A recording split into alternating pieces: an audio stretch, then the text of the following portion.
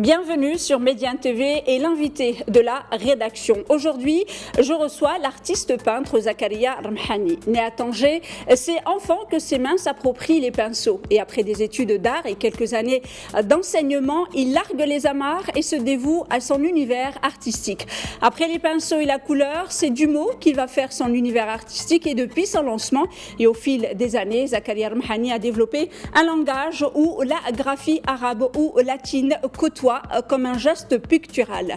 Zakaria Ramhani, merci beaucoup d'avoir accepté notre invitation et d'être venu sur le plateau de Médiane TV. Merci surtout à vous pour l'invitation. Alors, ma toute première question, donc vous êtes tangérois, vous êtes né ici, vous avez grandi ici avec quand même une parenthèse à l'international, mais avant de parler de cette parenthèse, parlez-nous un peu de votre rapport à l'art, comment vous êtes venu à l'art? Alors, je pense que peut-être j'ai eu la chance de me faire initier à l'art sans me rendre compte, ce qui est probablement peut-être un avantage pour n'importe quel artiste qui prend au sérieux un peu sa démarche, parce que ce premier rapport qui s'installe dans mon enfance avec la peinture était celui avec mon feu père, et en fait dans le fond j'ai commencé à l'imiter comme on imite un père dans ses gestes habituels quotidiens.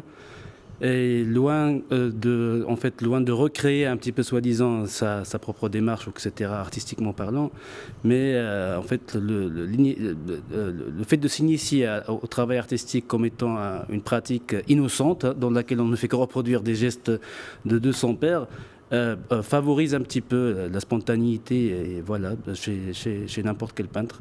Après, je pense, il y a eu ma formation au Maroc quand même, parce que je suis diplômé du centre pédagogique régional où j'étais prédestiné à être prof enseignant des arts plastiques et voilà, comme on le sait un peu, je n'ai pas tardé à laisser l'enseignement pour me consacrer entièrement à ma pratique, chose qui a donné quand même ses fruits. C'est quand même ces années. Hein. C'est 20 ans, comme à un moment parler. C'est 18 ans de carrière. Oui, 18 ans, bientôt 20 ans. Bien, 20 ans si on compte un peu votre travail au centre pédagogique et à l'enseignement. Alors justement, est-ce qu'on peut dire, Zakaria Ramhani, que vous êtes un artiste précoce? Parce que jeune, vous avez voyagé, vous avez quitté Tanger, vous avez fait Dubaï, vous êtes passé par New York, Montréal, et sans compter que vous êtes, en 2006, vous avez reçu pour l'une de vos premières bourses pour faire la Cité des Arts à Paris. Et à l'époque, on parlait déjà que vous étiez l'un des plus jeunes à avoir accédé à la Cité des Arts. Comment vous vous souvenez de ces moments-là? Je crois que ce n'est pas plutôt...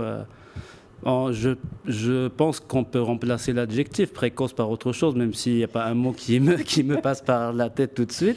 Mais je pense que plutôt je suis un artiste qui a toujours porté le souci d'ouvrir les portes un peu avant le rendez-vous, peut-être pour vérifier si les choses sont à leur place, pour bien recevoir les invités dont je fais partie dans cet événement de ma vie. Voilà. Et je pense que j'ai toujours été un petit peu animé par ce désir de franchir un peu les pas rapidement, puis de faire les choses sans brûler les étapes, bien évidemment.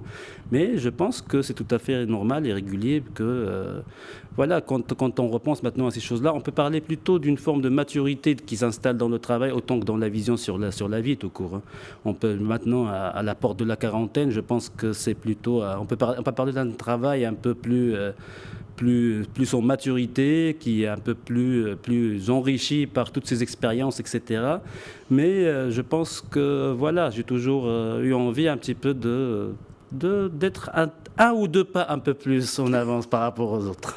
Alors, justement, vous avez quitté Tanger pour Dubaï, mais vous êtes installé aussi, comme je le disais, à Montréal, mais vous avez quand même exposé à Londres, vous avez exposé en Italie, vous avez participé à la Biennale du Caire, la Biennale de Dakar, et j'en passe, je veux dire, toutes ces expositions que vous avez fait pendant votre début de carrière, il y a à peu près 20 ans. Comment vous avez vécu justement cet intérêt pour votre création, votre manière de faire et pour votre processus artistique? Je pense qu'il y a un rapport d'origine et de branche, soi-disant, de racines et de branches, un peu qui s'installe dans ma démarche artistique, puisque c'est bien évidemment visiblement fondé sur l'usage, par exemple, de la graphie, mais surtout en arabe, hein, ce qui est un rappel très, très immédiat à la culture initiale et à la langue maternelle, etc. Et je pense que les déplacements, les voyages, l'immigration a été plutôt une démarche en soi, parce que ça m'a permis un peu de me renouveler, de me ressourcer, le fait de garder vraiment un lien solide avec ma culture initiale, qui est le Maroc, qui est Tanger, qui est les quartiers populaires, qui est ma mère et ma famille. Et je pense que le fait de garder un peu ce rapport avec sa culture initiale et son enracinement a apporté un peu fruit. Et voilà, je pense qu'en effet, quand même, tout de même la situation géographique de cette ville nous permet de penser qu'on est fait pour voyager, probablement pour rayonner et découvrir un petit peu, et puis pour se nourrir de la lumière, et puis pour en produire aussi, hein. Ben oui, vous en produisez, et au fil de ces années, quand même, vous en avez produit. Comme je le disais donc dans mon introduction, vous jonglez entre la couleur, le pinceau et les mots. Comment on en arrive justement à ce processus créatif qui est un peu propre à vous? Vous le disiez, c'est un peu de la graphie, mais aussi de la calligraphie. Comment on en arrive à ce processus créatif? Je pense que chaque processus créatif solide est en soi une réponse à une problématique qui habite l'artiste. C'est-à-dire que moi, quand j'entendais mon père parler d'interdiction de représentation figurative, etc., et ayant grandi dans une famille normale, disons, ce n'est pas une famille conservatrice dans le sens de surenchérir sur l'identité islamique, mais plutôt comme une famille pratiquante, tout court. Je pense qu'il y a eu cette idée d'interdiction qui est installée dans la conscience collective de la société et de notre culture. Et je pense que moi, je voulais simplement apporter une réponse à cette problématique à travers l'idée de mêler, soi-disant, la figure humaine à un texte qui se prétend être calligraphie, parce que, je le redis toujours, je ne maîtrise pas la calligraphie arabe classique et j'en fais pas. Ce que je fais, c'est que je fais usage de traits graphiques, etc., que l'on peut nommer calligraphie si ceci fait partie de la catégorisation, soi-disant, du genre et du style. C'est du style libre, hein, qui se rapproche presque du street art que de la calligraphie traditionnelle, mais qui porte en lui, par la dimension symbolique, un peu, voilà, cette charge culturelle et civilisationnelle tout court. Et je pense que toute démarche et processus contemporain doit de se nourrir un petit peu de la dualité tout court entre deux entités. Et je pense que dans ce sens-là, j'apporte pas mal un peu un éclaircissement à cette problématique qui est la représentation de la figure dans les cultures arabo-islamiques. Voilà.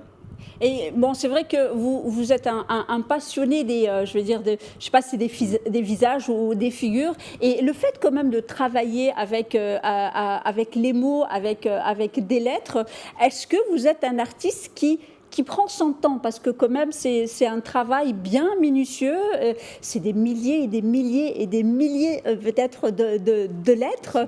Est-ce que vous êtes un artiste qui aime prendre son temps pour faire une œuvre? Alors ça va dépendre souvent vraiment de l'état émotionnel, mais de l'objectif aussi de l'œuvre, parce qu'il y a des démarches un peu différentes à l'intérieur de la démarche générale. Il y a des œuvres dans lesquelles je suis dans ce qu'on appelle l'immédiateté, c'est-à-dire que j'ai le désir de rendre une œuvre dans l'immédiat, et ça peut relever plutôt d'un travail très gestuel, très violent, des fois carrément. Comme il y a des œuvres où il y a vraiment une inquiétude à l'égard de tout ce qui est détail et tout ce qui est fin.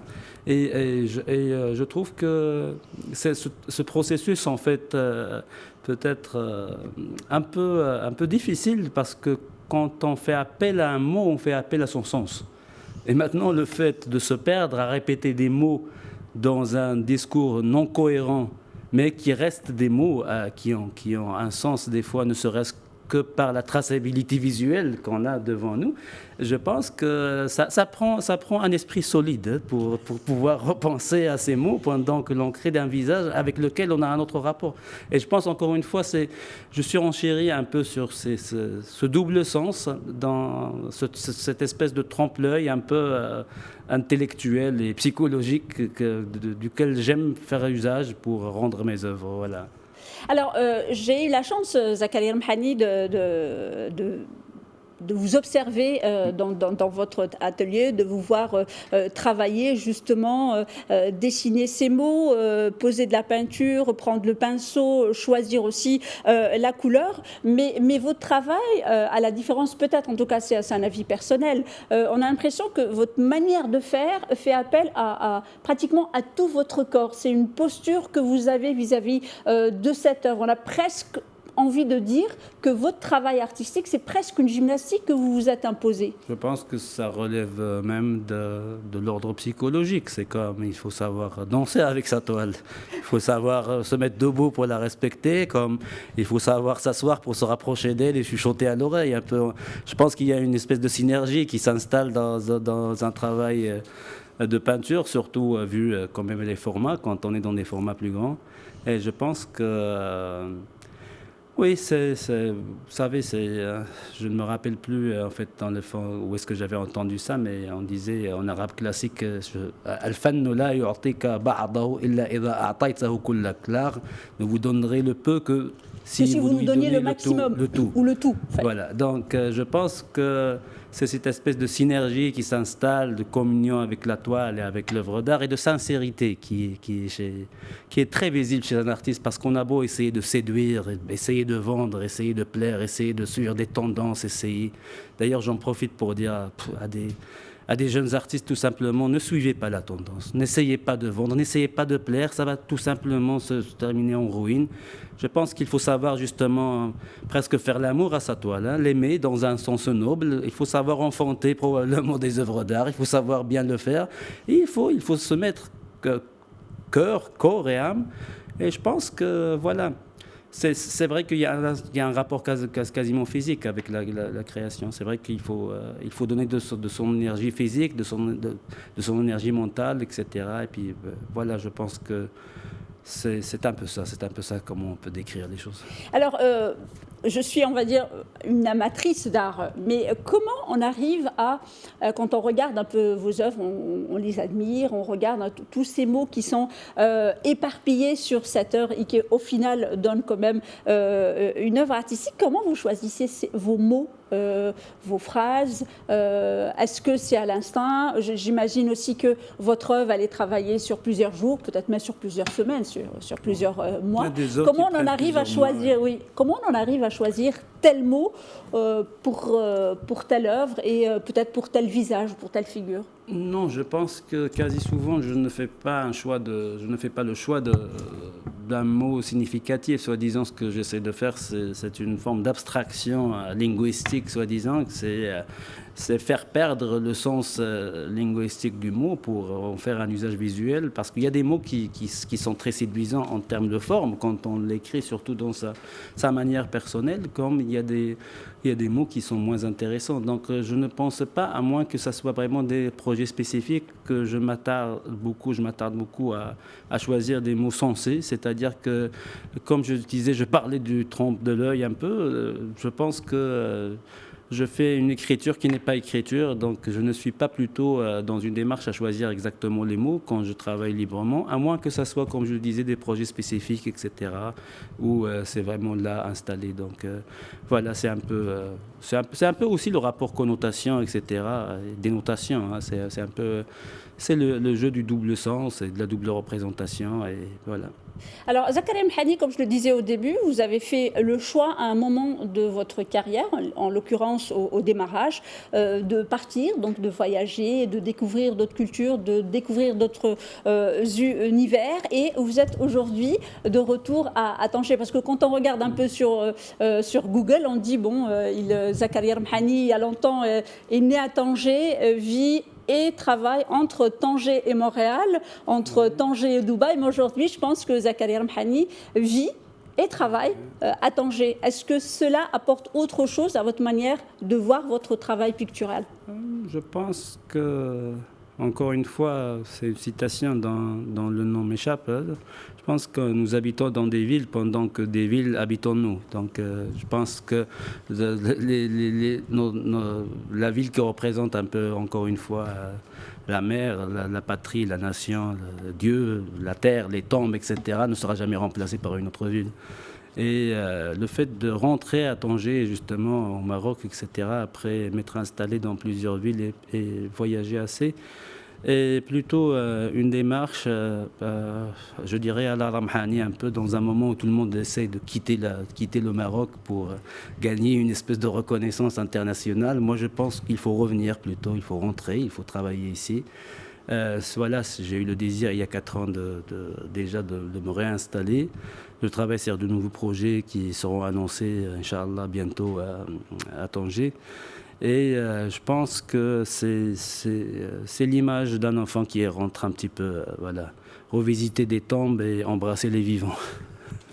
Alors, Zakaria Ramhani, comme je le disais, quand vous avez choisi de partir, vous avez travaillé avec des galeries. Dans votre manière de faire, dans votre manière d'exposer votre travail et de présenter votre création, vous choisissez de travailler avec des galeries en particulier. C'était le cas à Dubaï, c'était aussi le cas à Casablanca. Aujourd'hui, Zakaria Ramhani, est-ce qu'il est un électron libre? Il a envie de travailler après d'attendre que les expositions viennent à lui, ou vous travaillez avec quelqu'un en particulier en ce moment? Je pense que chaque artiste a libre choix d'organiser un peu ses plans de diffusion.